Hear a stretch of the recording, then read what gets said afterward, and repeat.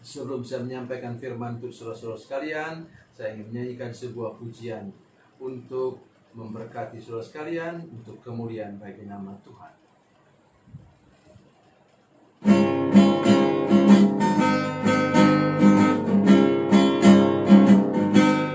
Pergilah kamu ke seluruh dunia,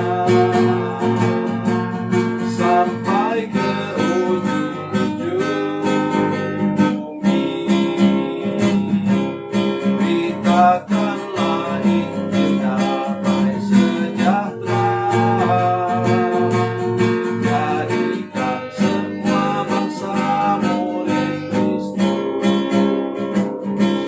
Yesuslah yang punya segala kuasa di sorga dan di bumi. Ingatlah Dia ada besertamu senantiasa sampai akhir zaman. Sampaikan kabar kesukaan itu, baptislah semua yang percaya. Ajarlah mereka untuk lakukan firman Tuhan yang telah kau pelajari.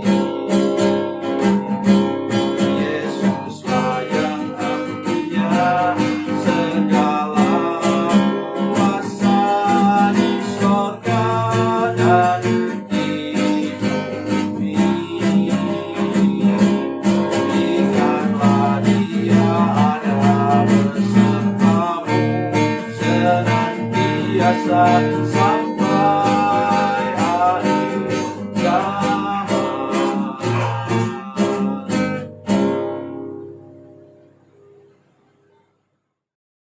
Salam saudara pemirsa, selamat berjumpa kembali dengan kami dalam program Berita Pengharapan. Saudara pemirsa, hari ini kita akan bicara tentang kereta api. Ya, supaya kita mengerti betul, ikut siapa kita sekarang sebenarnya? Ikut kereta apinya Tuhan Yesus atau ikut kereta apinya iblis? Mari kita serius menanggapi hal ini sekarang. Mari kita berdoa sebelum kita lebih jauh mendengarkan firman Tuhan ini. Bapa, dalam nama Yesus, terima kasih banyak untuk firman Tuhan yang sebentar kami dengar. Buka mata hati kami untuk mengerti betul firman Tuhan, supaya kami tidak salah arah dalam hidup kami. Terima kasih Tuhan. Dalam nama Yesus kami berdoa. Haleluya. Amin. Saudara pemirsa, mari kita membaca firman Tuhan dari 1 Yohanes, surat 1 Yohanes pasalnya yang kedua ayat 15 sampai 17. 1 Yohanes pasal 2 ayat 15 sampai 17. Demikian bunyi firman Tuhan. Janganlah kamu mengasihi dunia dan apa yang ada di dalamnya. Jikalau orang mengasihi dunia, maka kasih akan Bapa tidak ada dalam orang itu. Sebab semua yang ada dalam dunia, yaitu keinginan daging dan keinginan mata serta keangkuhan hidup, bukanlah berasal dari Bapa, melainkan dari dunia. Dan dunia ini sedang lenyap dengan keinginannya. Tetapi orang yang melakukan kehendak Allah tetap hidup selama-lamanya. Amin. Itu yang saya katakan tadi, saudara pemirsa. Mari kita belajar bahwa apa? Bahwa hidup kita ini seperti numpang kereta api. Naik kereta apinya Tuhan Yesus, kita naik menanjak sampai ke puncak.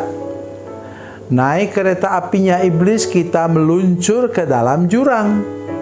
Ini firman Tuhan katakan tadi.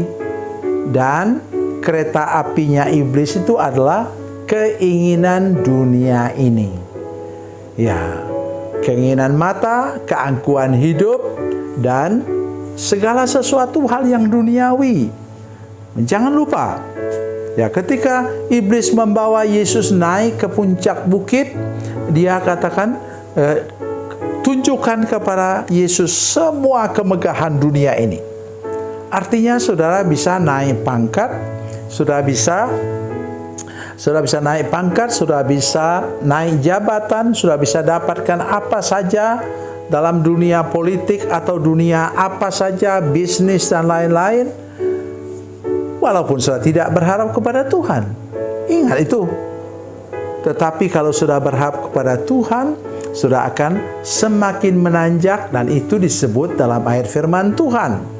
Nanti sebentar silakan sudah baca dari Wahyu pasal 21 ayat 9 dan 10. Jelas dikatakan di sana. Kalau Yesus yang membawa saudara naik keretanya Yesus, kereta apinya Yesus, saudara akan sampai ke puncak, dan dari sana sudah melihat apa?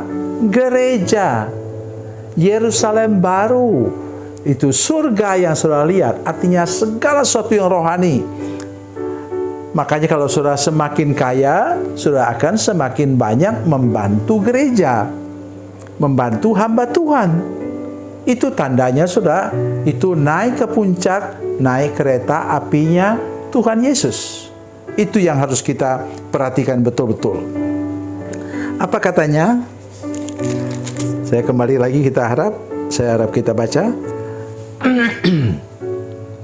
Janganlah kamu mengasihi dunia dan apa yang ada dalamnya.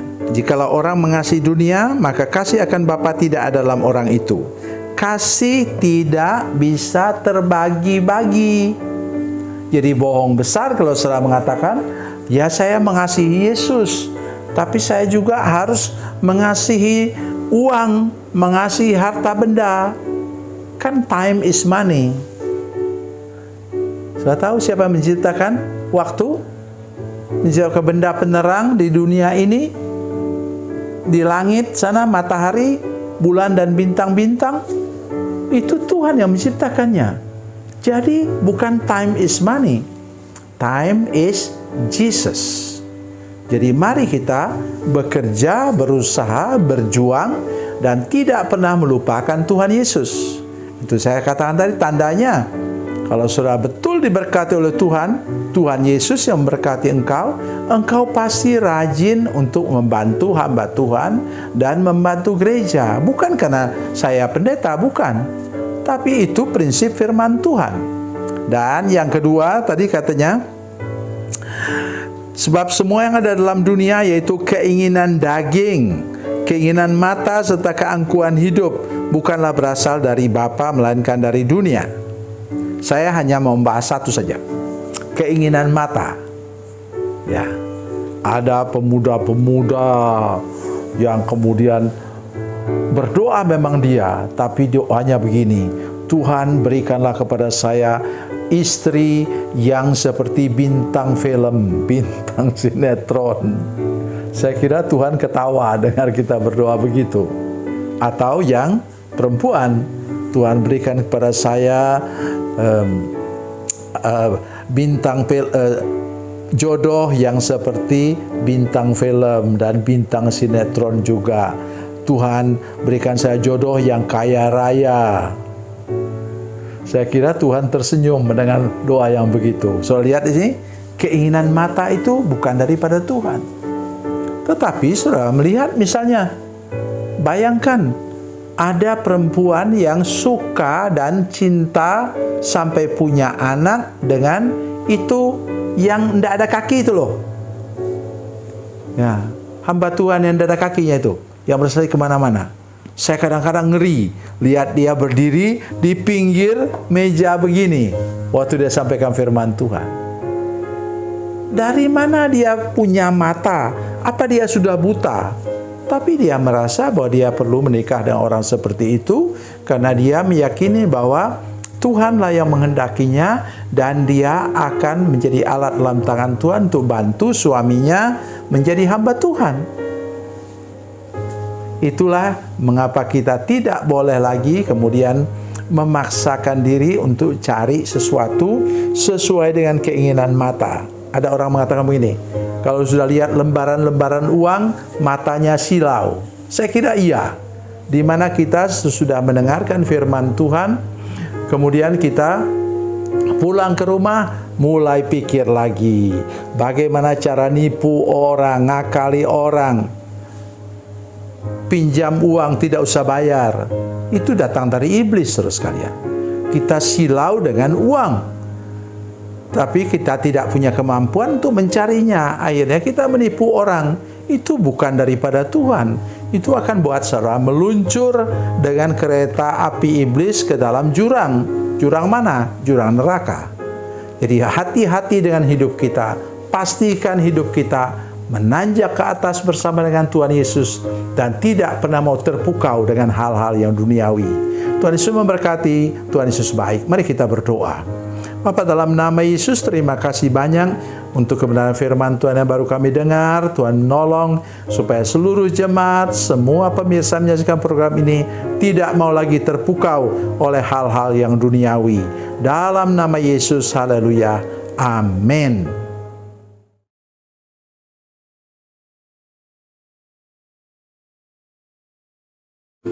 Salam saudara pemirsa, mengakhiri program ini saya mohon kepada saudara-saudara pemirsa sekalian untuk bila saudara menyaksikan program ini melalui channel YouTube, maka tekan subscribe dan bunyikan lonceng.